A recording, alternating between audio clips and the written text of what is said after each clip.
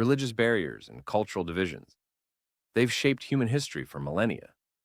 But what happened in the early Christian church around 40 AD completely shattered the established social order of its time. You know what fascinates me about this pivotal moment? The way it centers on Peter, this respected religious leader, literally arguing with God in a vision about what's clean and unclean. That's such a human response to divine intervention. Well, here's what makes this story so remarkable. Peter wasn't just dealing with some minor cultural preference.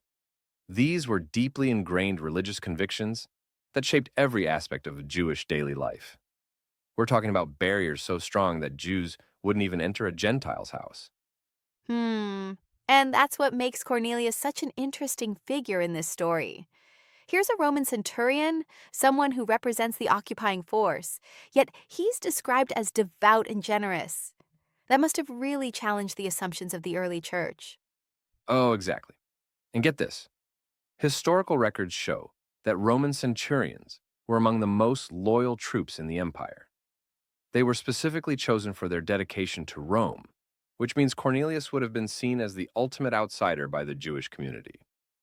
So, what do you think was going through Peter's mind when he received that vision of the sheet with all those non kosher animals? Well, you know what's fascinating about that vision? It uses this brilliant metaphor of food to address something much deeper. Archaeological evidence from that period shows just how separated these communities were. They've even found ancient Jewish writings that described having a funeral for any Jew who married a Gentile, considering them literally dead to the community. The timing of everything in this story seems so perfectly orchestrated, too, like this divine choreography between Cornelius's vision and Peter's revelation. And here's what's really interesting about that timing. It wasn't just about these two individuals. Historical records show that around this same period, there was growing tension in the Roman Empire about religious exclusivity.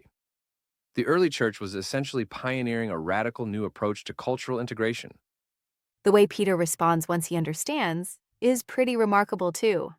Not just accepting these Gentiles theoretically, but staying in their home for several days. You know, that detail about staying in their home, it's huge. Like, we have records from that time showing that even entering a Gentile's house was considered so defiling that you'd need to go through specific purification rituals afterward. So, Peter isn't just bending the rules here, he's completely rewriting them. The implications must have sent shockwaves through the early Christian community. Oh, absolutely. And here's why. Studies of early church documents show this wasn't just about one household coming to faith. This event established a precedent that fundamentally changed how the early Christians understood their mission. Within just a few decades, we see Christian communities popping up all over the Roman Empire, crossing every social and ethnic boundary. The way the story continues to resonate today is pretty striking. We might not have the same Jewish Gentile divide, but every generation seems to create its own barriers. Well, that's what makes this account so powerful for our time. Recent sociological studies show that religious communities still tend to be among the most segregated institutions in society. So, this ancient story asks us some very modern questions about who we consider in and out of our circles. The ripple effects of this event really did transform the ancient world, didn't they? Yeah, and in ways that went far beyond religion. Historical evidence suggests this new model of inclusion actually helped create some of the first truly multicultural communities in the ancient world. We're talking about groups that crossed ethnic, social, and economic boundaries in ways that were completely unprecedented at that time. Looking back, it seems like this story captures something universal about how genuine change happens, both personally and societally. That's right. And here's the really profound part. Archaeological evidence from early Christian communities shows how this principle of radical inclusion actually played out in real life.